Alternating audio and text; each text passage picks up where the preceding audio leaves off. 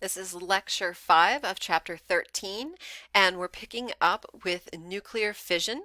So we finished the last lecture talking about nuclear fission reactors, and we were looking at the different parts, the fuel, the control rods, and the water. I did want to point out in the last lecture, I mentioned you can hold a kilogram in your hand. To give you an idea of what I meant by that, a 2-liter bottle is mass of 2 kilograms. So if you could hold a full 2-liter bottle in your hand, that in uranium would be the equivalent of 60 freight cars of coal. So just to give you an idea.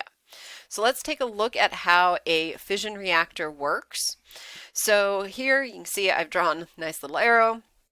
So from this line and then over, this section is actually the same no matter whether we're talking about a nuclear power plant, a coal-fired power plant, a natural gas power plant. Doesn't matter. They all work the same from here over. So from here on, they all will generate steam, which turns a turbine, which powers a generator to create our electricity. Okay, the difference is what happens on this side. So real quick, what's happening over here? So here we've got our fuel rods right here.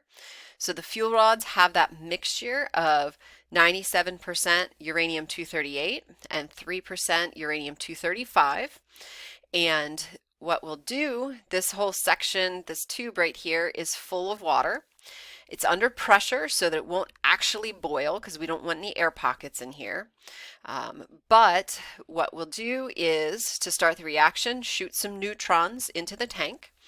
That will start the chain reaction in the uranium-235 in the fuel rods. Some of those neutrons will get absorbed by the uranium-238, but a good number of them will go ahead and start the chain reaction with other uranium-235 atoms. They'll release their energy. They'll release their heat. It will get released into the water, heat up the water.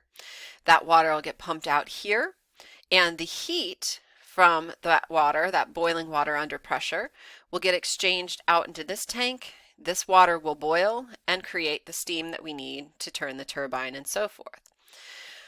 If this reaction starts to get out of control, it gets a little too hot in there, that's when these control rods will be dropped down to absorb neutrons to slow the reaction down. If the reaction starts to get a little too slow, then they'll pull the control rods back out, allow the reaction to speed back up. So that's generally how one of these works. There are some downsides to nuclear power. Obviously, there's a lot of upsides. We can get a lot of energy for a very small mass. And you can put them almost anywhere as long as you have access to water. Downside, they obviously do produce radioactive waste. That's the big one. And we have had a couple of nuclear accidents. I'm sure you've heard of at least one of them. There have been 3 major accidents. We've got Chernobyl, Fukushima, and 3 Mile Island. Those are the 3. The 2, Chernobyl and Fukushima, those are the worst of the nuclear accidents. And when you compare them, though, to something like coal or oil or natural gas, they actually, I know they sound really bad and terrifying if you look them up, but compared to the other fuel sources that we have, this is actually fairly safe. So now, because of the things like the waste and so forth, we have actually been looking at other reactors, so I want to show you a couple of those. The first one is this one, the breeder reactor. So the breeder reactor, the reason why we've been looking at this one is because it uses uranium-238. So remember, this is the one that we have the most of. So almost all of our uranium is 238. So what this does is it takes uranium-238, which is non-fissionable. So again, it doesn't undergo fission. It usually just absorbs those neutrons and doesn't do anything. Here, what happens is you add the neutrons to the 238. It becomes uranium-239. And then after it sits there for a little while, it actually converts into neptunium. So neptunium is actually Element 93, that is, if you remember, that's one of the first man-made elements that's on the table, because 92, uranium, is the last natural element on the table. This is our first man-made element above that. It's going to be made because a beta particle, our electron here, escapes. Then neptunium is actually going to turn into plutonium, and plutonium happens because, again, we have another beta particle escape, because, again, we have another neutron turn into a proton. So we have a jump in number to create these new elements, and plutonium is, as you can see, fissionable. So we're taking uranium-238, something that cannot undergo fission, and turning it into plutonium, something that can. We can use this then to power our reactors. Specifically, actually, it's to power this reactor. This reactor is actually designed as an electricity reactor. And the reason why we don't have a lot of these reactors today is because you may recognize the name of this, plutonium. It's not just named after our former 9th planet, but plutonium is a component in some nuclear devices. And breeder reactors make pure plutonium. So this is why this one is not a very popular one. This one is one that's being worked on. It's actually an older design that is being brought back, thorium, not the element, but the design. So the thorium reactor uses a mixture of thorium, specifically thorium-232, which you can see up here, and fluoride salts to breed uranium-233. So you can see that that one ends up here. Uranium-233 is a man-made isotope of uranium, and it is radioactive. It does undergo fission. And so the way that this works, you get uranium-232, and it undergoes reactions by absorbing neutrons. It becomes uranium-233. That decays into proactinium. Then that proactinium decays into uranium-233.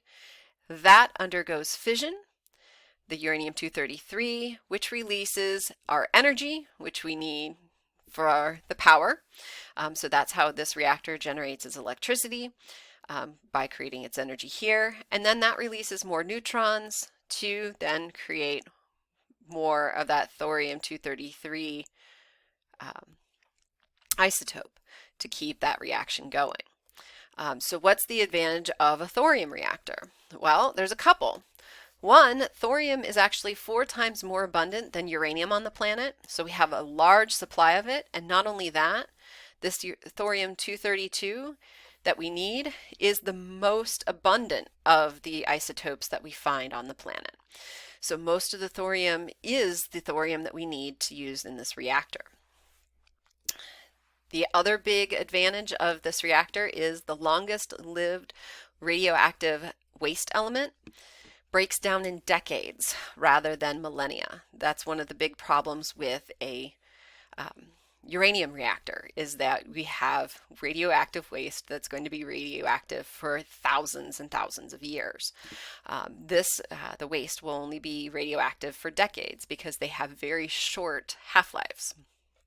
The other big advantage of a thorium reactor is they won't melt down. They won't overheat and explode or have accidents like our uranium reactors right now can.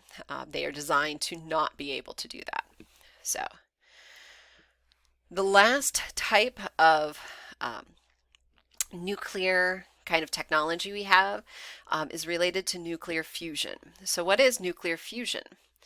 Well, nuclear fusion is the opposite of fission. So fission was splitting those nuclear elements apart.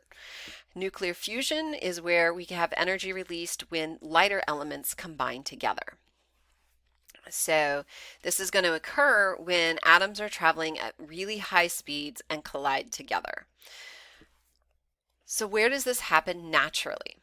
Well, it happens every day. We don't really pay attention to it, mostly because it's not happening here on planet Earth. It's happening on our sun. The sun converts 657 million tons of hydrogen into 653 million tons of helium every second, every day. Think about that. That's a huge amount of material. It then takes that helium and converts it into other elements as those helium atoms get smashed together. But the big one is hydrogen into helium. That's actually the reaction we're interested in. You might be looking at that and going, wait a second, 657 million tons and 653 million tons, that doesn't add up. Where are the missing 4 million tons? Well, the missing 4 million tons is emitted as radiant energy. It's emitted as infrared, it's emitted as light energy, it's emitted as UV, all across the electromagnetic spectrum. So this is actually how we get our light, is from the nuclear fusion of the sun smashing these atoms every day. That's how we actually get our sunlight every day. So how have we applied this? Well, just like with nuclear fission, one of the first things we did with it is we turned it into a bomb. Because researchers found the temperature inside of an exploding atomic bomb was 4 to 5 times that of the sun.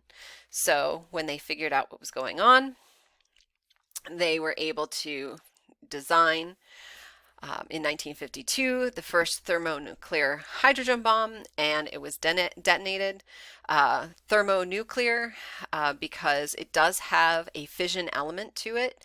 It has a small fission section in order to get the explosion going, but then it uses fusion, that's the hydrogen part, and it's going to fuse hydrogen in order to create the explosion. The reason why hydrogen bombs or thermonuclear hydrogen bombs or fusion bombs are so destructive is because there's no limit on their destructive power. There's no critical mass required in order to get these guys to work, and there's no limit on how much you can put into them other than the weight limit on getting them up into launch. So you can actually pack a lot of energy into a hydrogen bomb. So what are we doing now with fusion? Well, we're going the same direction with fusion that we did with fission. We're now harnessing it to actually create electrical energy. So we're now building fusion reactors in order to harness it for electrical energy. We're probably not going to see these anytime super soon. What we do in order to do this is the fusion reactor actually happens within magnetic walls. You can see magnetic walls because what happens is the temperatures are going to be so high. Think again, the sun. We're basically building a mini sun in order to do this. Any materials that we try and use are going to vaporize. So we build a magnetic chamber basically in order to create these fusion reactions. And the downside right now is we haven't been able to sustain the reactions over a second. I think one group may have made it to a second now, but we haven't been able to keep them going. So, I mean, think about it. We're trying to build a mini sun. It's going to take a little bit of time.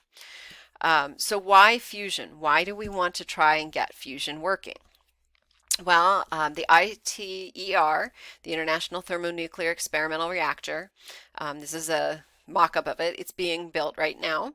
You can see here's the tunnel where they are building the magnetic section with big coils, so they are using electromagnets to do this.